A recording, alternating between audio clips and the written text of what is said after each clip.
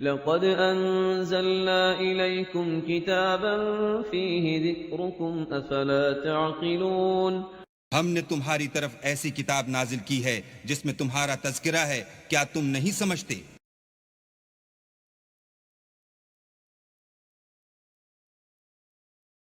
اعوذ باللہ من الشیطان الرجیم،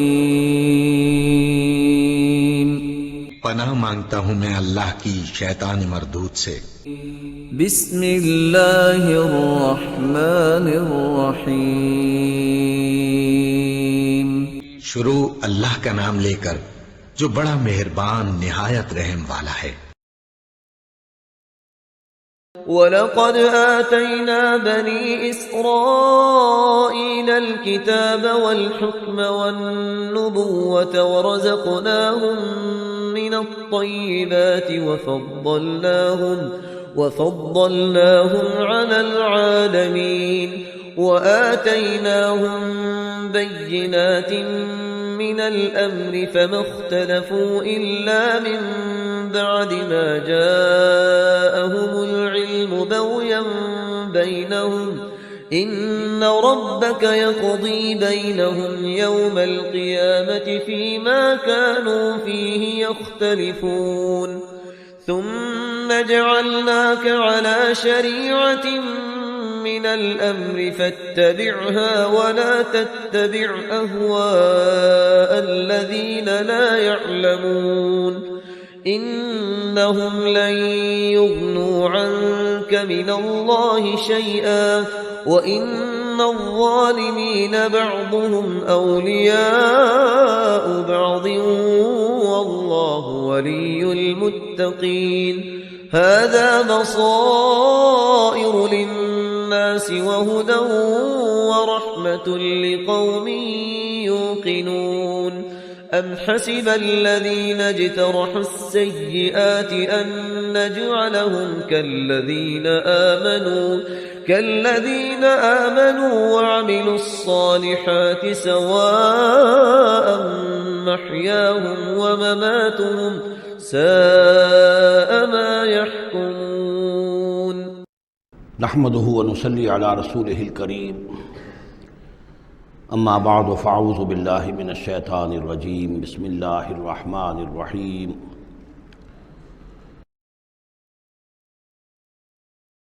وَلَقَدْ آتَيْنَا بَنِي إِسْرَائِيلَ الْكِتَابَ وَالْحُكْمَ وَالنُّبُوَّةَ، اور ہم نے بنی اسرائیل کو کتاب بھی دی اور حکومت بھی دی اور نبوت بھی دی، وَرَزَقْنَاهُم مِّنَ الطَّيِّبَاتِ، اور ہم نے انہیں بہت سی طیبات بڑی پاکیزہ چیزوں سے نوازا، وَفَضَّلْنَاهُمْ عَلَى الْعَالَمِينَ، اور انہیں تمام جہان کی قوموں پر فضیلت دی۔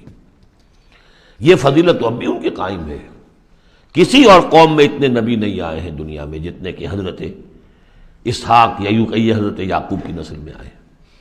ویسے تو نسل جو ہے حضرت ابراہیم کی ہے، لیکن بنی اسرائیل چونکہ حضرت یعقوب سے اپنے آپ کو منسوب کرتے ہیں۔ حضرت یعقوب کا لقب تھا اسرائیل، اور ان کے 12 بیٹے تھے، اسے 12 قبیلے، اور یہ بڑی قوم بنی۔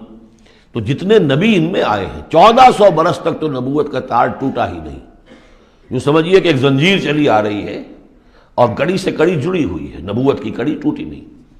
اور زنجیر شروع ہوئی ہے 2 رسولوں سے، حضرت موسیٰ ہارون 2 بیک وقت موجود تھے، ادھر ختم بھی ہوئی ہے تو 2 حضرت عیسیٰ اور یحییٰ، اور ان دونوں کے مابین 1400 برس کا فصل ہے اور کبھی زنجیر ٹوٹی نہیں۔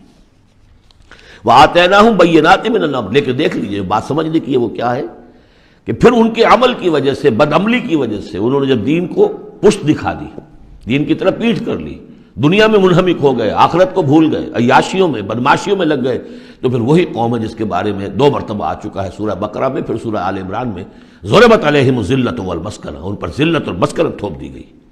اور وہی حال ہمارا ہے۔ اللہ نے ہمیں محمد رسول اللہ کی امت میں بنایا، پیدا کیا، بہت بڑا احسان۔ لیکن یہ کہ آج ہمارا حال کیا ہے؟ 150 کروڑ ہیں دنیا میں، تقریباً 1.5 ارب، لیکن دنیا میں کوئی عزت نہیں ہے ہماری، کوئی حیثیت نہیں، بین الاقوامی معاملات میں کوئی ہماری رائے لیتا ہی نہیں، پوچھتا ہی نہیں۔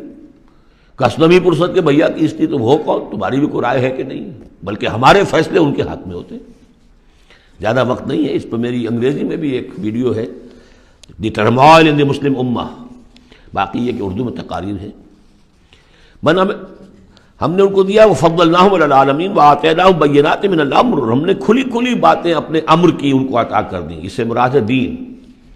ہم نے ان کو وحی بھیجی، ان کے اوپر کتنے نبی تھے جن پہ وحی آتی رہی، کتابیں دی، تورات دی، زبور دی، انجیل دی۔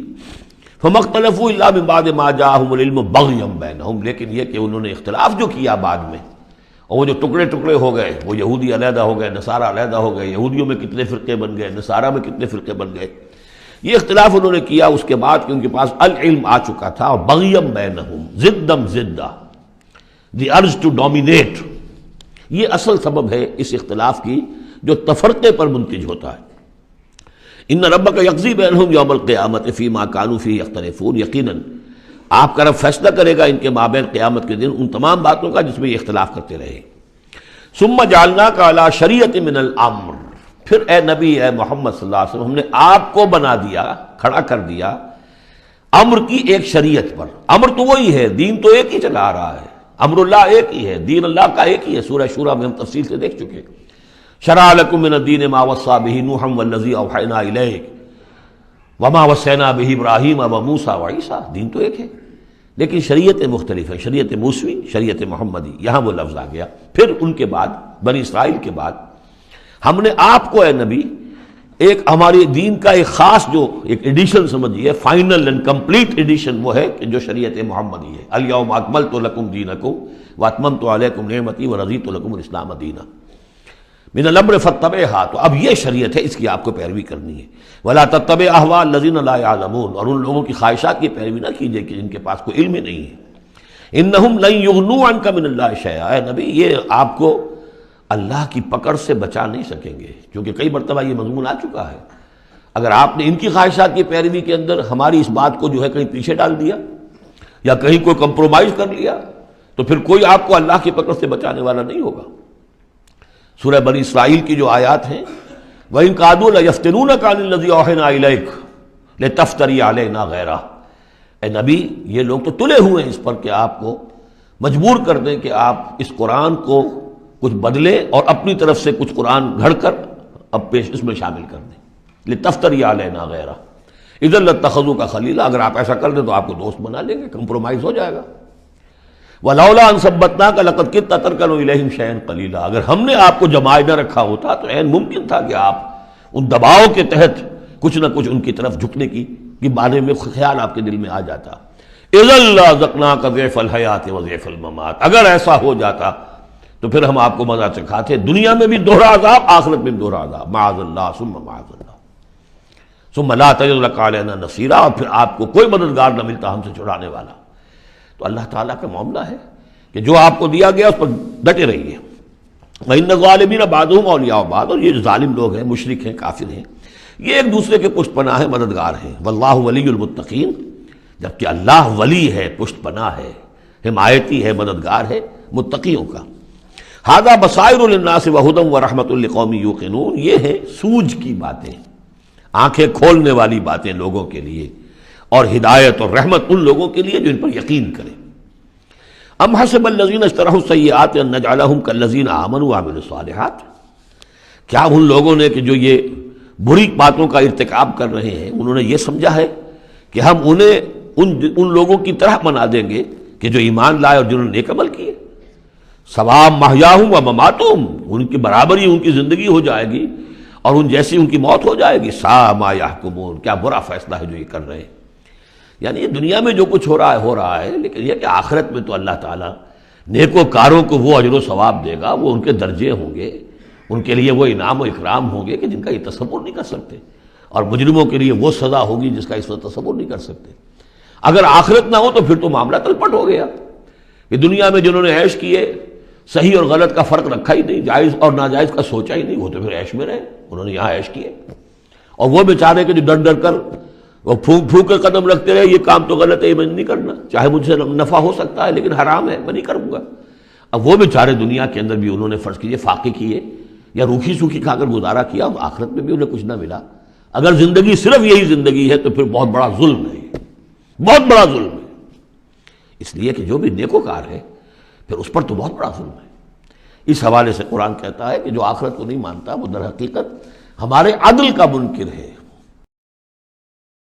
بارک اللہ لی ولکم فی القرآن العظیم ونفعنی وإیاکم بالآیات والذکر الحکیم.